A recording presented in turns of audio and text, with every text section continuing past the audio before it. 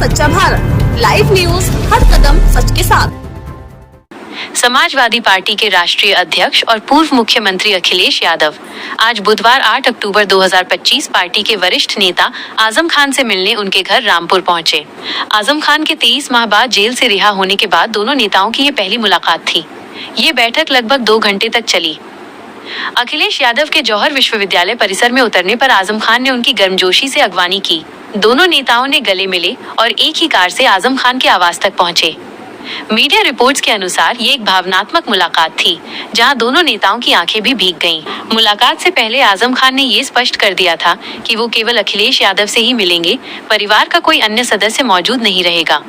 ये मुलाकात गोपनीय रही, जिसमें कोई बाहरी व्यक्ति शामिल नहीं था। मुलाकात के बाद अखिलेश यादव ने मीडिया से बातचीत की। उन्होंने आजम खान को पार्टी की धड़कन फाउंडेशन बताया और कहा कि वो उनका हालचाल जानने आए थे और अब सारे गिले शिकवे दूर हो गए हैं। उन्होंने आजम खान पर दर्ज किए गए केसों को लेकर योगी सरकार पर निशाना साधा और कहा कि सरकार उन पर झूठे केसों का Guinness book of world records बनाने की कोशिश कर रही है। अखिलेश ने वादा किया कि सपा की सरकार बनने पर वो सारे मुकदमे वापस ले लेंगे। आजम खान ने अखिलेश से मुलाकात के बाद कहा कि दिल अखिलेश से कभी जुदा नहीं हुआ था और पार्टी को अच्छे से चलाने की बात हुई है। उन्होंने कहा कि मुलाकात का कार्यक्रम उन्होंने नहीं रखा था, अखिलेश खुद मिलने आए थे। राजनीतिक गलियारों में इस मुलाकात को समाजवादी पार्टी की एकजुटता और आगामी चुनावों की रणनीति के लिए बेहद अहम माना जा रहा है।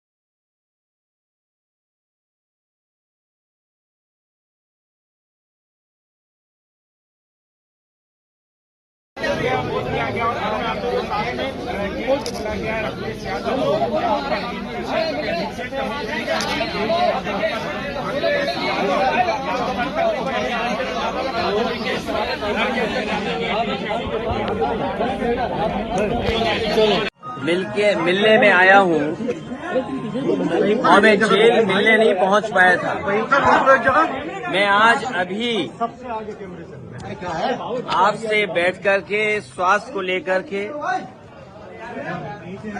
और उनका हालचाल ले रहा हूँ।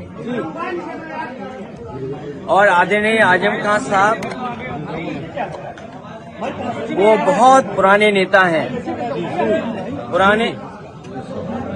पुराने नेताओं की बात ही कुछ और है, पुराने लोगों की बात ही कुछ और होती है। ये हमारी पार्टी के दरख्त हैं,